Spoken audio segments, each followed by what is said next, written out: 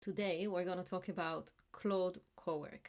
It's making a lot of waves because it is the first agent that's desktop based that can work on anything on my computer, not just in a browser, and is pretty robust and comes from one of the mainstream leaders in the technology. It's still a bit clunky and slow and hard to set up, so it's deep in innovator and early adopter territory. But this time, I'm not going to say my usual watch and wait. I'm going to say if you've got someone in your team that's a bit of an IT whiz, get them to give this a go on a separate computer in a safe environment, or maybe do that yourself on the weekend in a controlled way, because it is how we're starting to work and this will mature very quickly. So let's jump in. Let's start with a quick demo. So what we're seeing is Claude Cowork.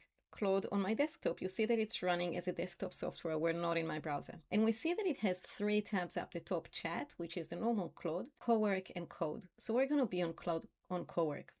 The next thing you notice is that up the top, it doesn't have new chat. It has new task because it wants to do things. Here's what I'm going to ask it to do as a first experiment.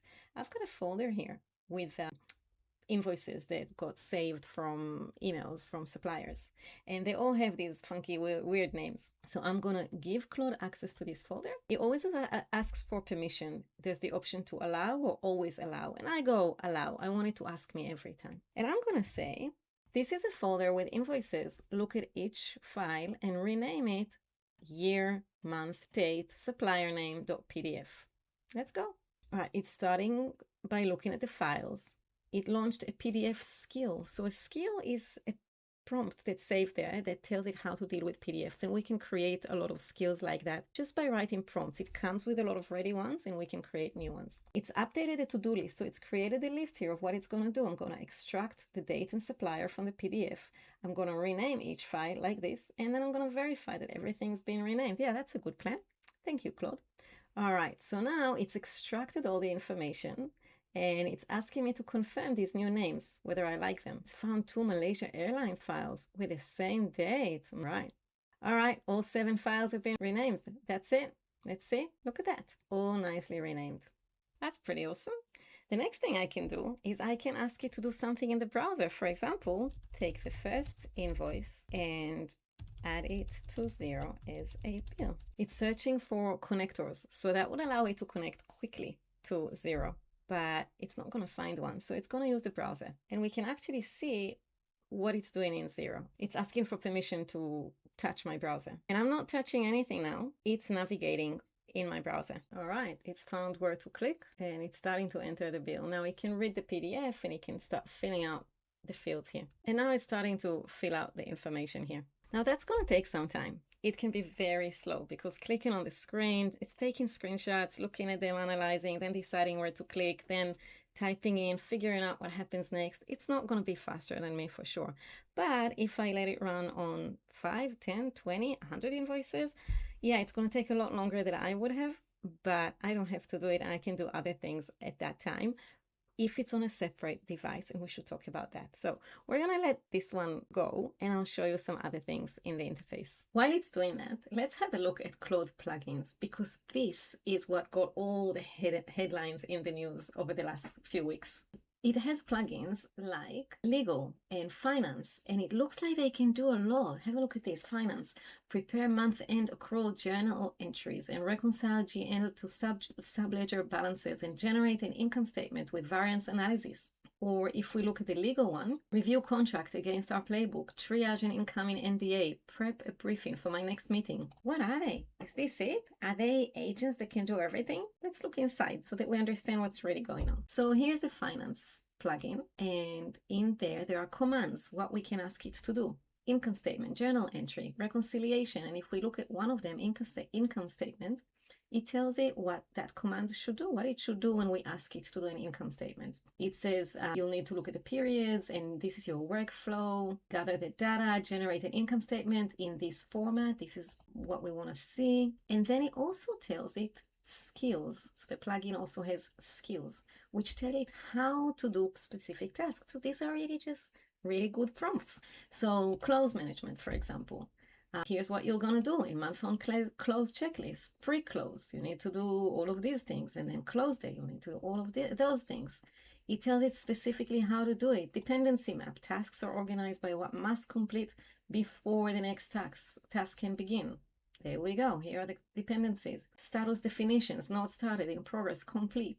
When you look inside, you'll find escalation rules and all sorts of details on how to complete a task. And then the important bit, and where it all lags, is connectors. Because in order to do all of that, it needs to be able to fetch those financial statements. It needs to be able to put those journal entries somewhere. It needs to be able to fetch documents and compare to things and find out data. So you'll see that this is where everything lags, because most of us, accountants, lawyers, professional services, don't even deal with things like Snowflake and Databricks. These are very infrastructure level things for very large organizations or for people who are very technical. And there is Microsoft 365 as well. All of these are very new connectors. This is where there's a big gap between the headlines we're reading online and what's actually going to work when we set it up. The same with the legal one. Some connectors, but not everything we would need.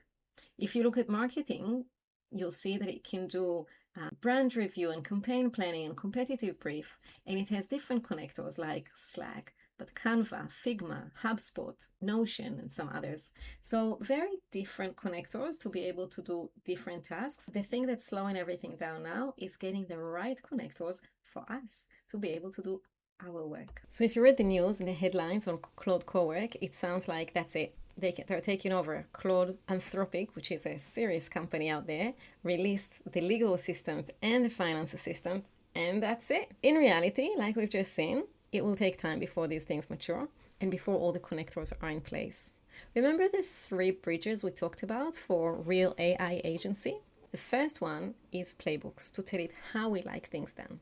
The second is context, to give it access to our files, our data, to understand our client and our circumstance. And the third is hands, let it touch our systems.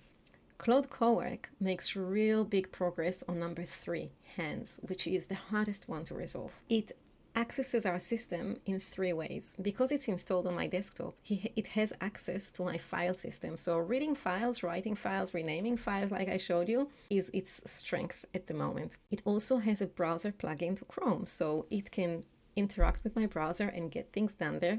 Download reports, create invoices, whatever I need. And it also has the ability to operate systems that are installed locally on my device. That is big because many of our older systems that some of our businesses use don't integrate well through APIs and other kinds of integration. So it's very powerful to have something that can work with them. These ways that it operates Xero, for example, through the user interface, it's very, very slow.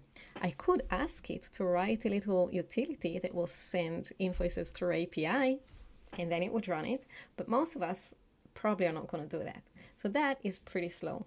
The use cases that are most mature right now with Claude Cowork are handling files, and you'll see that if you install it and look at the prompts it gives at the beginning as suggestions for what you can use it for. They mostly revolve around organizing your file. It's very powerful in that. So what I think you should do, if you've got an IT person that's happy to be quite hands-on, or if you've got some free time on the weekend, or nominate someone in your business that can spend some time playing with this, I think you can play with this and see the capabilities primarily around handling files in your file system. That's where it shines right now. But did you notice that when I was showing you my screen, those demos on Claude Cowork, I was looking at the camera in a different angle? I was looking at a different camera on a different device, because I don't have Claude Cowork working on my main device. I have it working on a device on the side, and that device only has certain apps installed on it, and it's only logged in to certain accounts. And when I give it access to my Xero, QuickBooks Online, or other apps, I give it its own account, its own user. So it doesn't log in as me, it logs in as it, so that I know who did what, and in some I can also limit the permissions I'm giving it. I don't want it yet to be on my main device. It's too new and it's too untested. And so that's what I suggest you do, to run it in its own environment. Also, you can watch it while it's working and do other things on your own device. And if you want to see where this fits in with everything else that's happening in AI right now, join me this Friday. webinar online, 1 hour. I'll cover all the big things that are happening. We'll also do a self-assessment so that you can see where your business is at, if you've got all the foundations covered from 2025 and what you should focus on for 2026. Go to inval.com.au/events.